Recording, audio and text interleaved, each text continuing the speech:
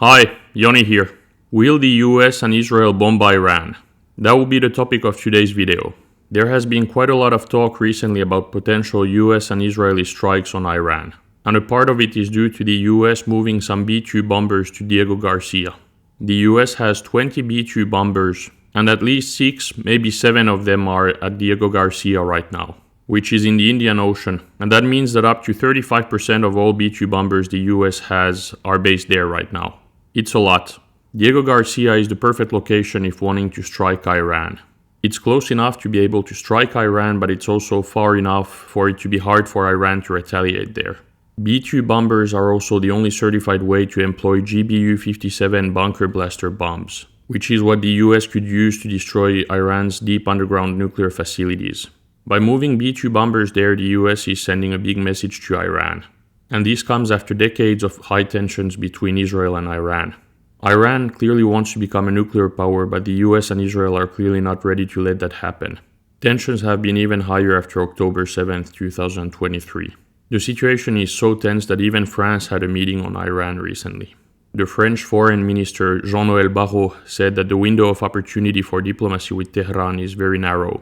There are only a few months left to make a deal to avoid a military confrontation. With all this going on, why is the US moving B-2 bombers to Diego Garcia right now? I see 3 main options. The first option is that they are doing it to scare Iran. The US wants to pressure Iran into a new nuclear deal. Trump would be very happy with that, but it's possible that Israel wouldn't. Israel doesn't trust Iran at all, but Trump likes to make deals and negotiate. In an interview a few days ago, he actually said that if there's no deal, there will be bombings.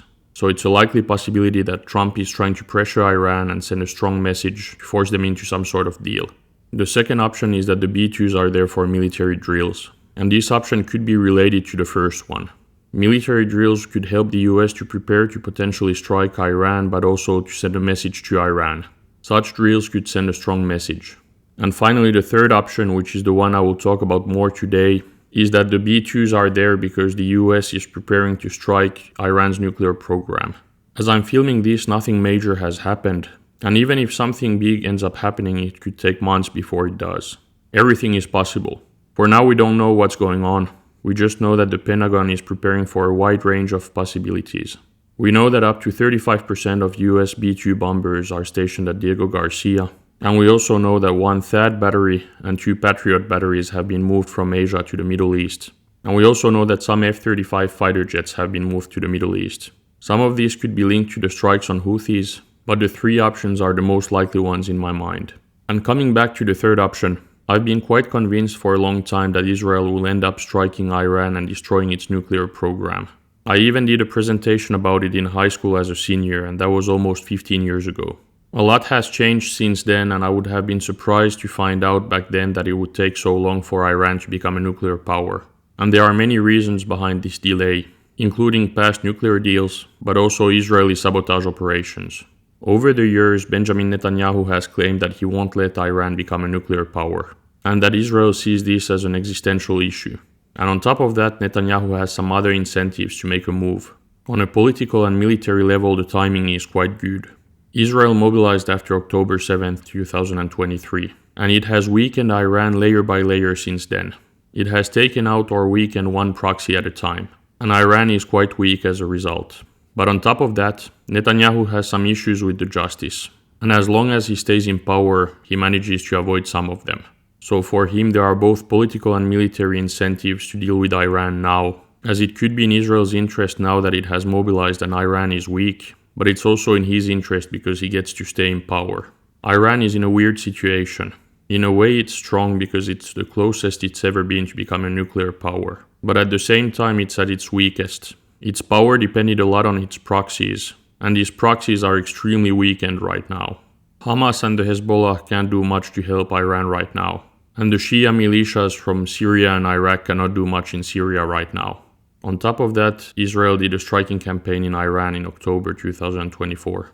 And according to rumors, Israel managed to destroy a lot of radars and air defense systems during those strikes. Many of Iran's long and medium-range air defense systems and radars have been destroyed, and this includes most of its S-300 batteries.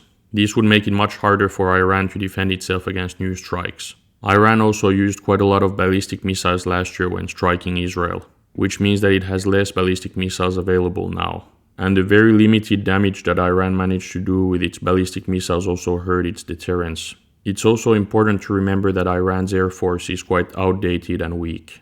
Iran is supposed to get Sukhoi 35 jets from Russia, and those would really improve Iran's air force, but they haven't arrived yet. And this also gives Israel an incentive to make a move before they arrive. And again, Israel has already mobilized, and it's also expected to receive its new tankers in the near future. Those tankers will make it easier for Israel to make moves on countries far away. And that's the case for Iran. And Iran also can't do much if Israel ends up striking them. It did not even respond after October's strikes. And finally, Trump is in power now in the US. He's very pro-Israel and anti-Iran. And he usually tends to agree with many of Netanyahu's demands, even if it has been less the case recently. All of that makes me think that Israel, with the help of the US, is getting ready to strike Iran. And getting ready doesn't mean that they're gonna do it. But unless Iran agrees to some nuclear deal, which is a possibility, it is not unlikely that Israel and the US will end up striking Iran. And even if Iran ends up agreeing to some nuclear deal, it's not certain that Israel will agree to it. All three options that I talked about are possible. But if Israel and the US end up going for option 3, what would it look like? It would depend on whether the US takes part in the strikes or not. But if the strikes happen, it's very likely that they will. In that case, Israel and the United States would likely start by striking Iran's military infrastructure. They would take out some of the air defense that is left, and after that they would strike Iran's nuclear infrastructure. All of this would be done with a combination of different missiles and bombs. Israel used some air-launched ballistic missiles in the past in its strikes against Iran. They have a few different types of those. They have Sparrow missiles, but they also have Rocks. They both use the same booster. If striking, Israel would likely use those missiles again.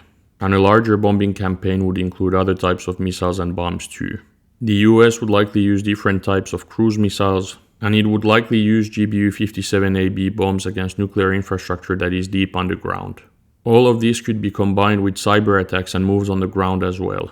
And I'm not talking about a military operation on the ground, but Israel and the US both have agents on the ground in Iran, and those could be used in sabotage operations and assassinations. And even if it's extremely unlikely, it's not impossible that even special forces would participate. Israel has already done raids in the past. Israel destroyed one of Iran's missile factories in Syria once using a raid. It would be much harder to do in Iran, but everything is possible, especially if using people who are already on the ground there.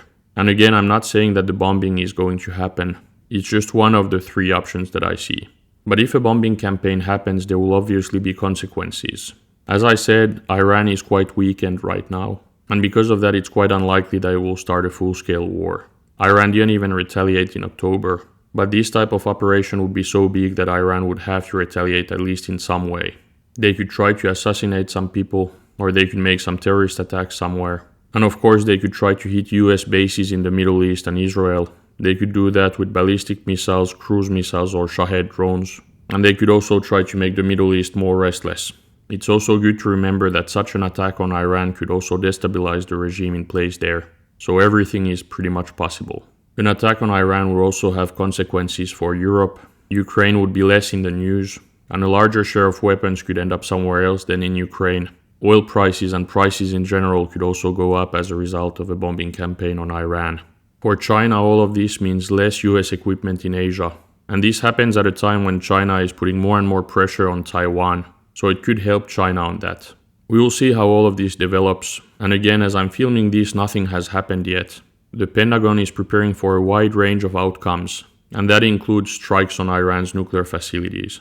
Any of the three options are possible. Are there any other options that come to your mind? What do you think is going to happen?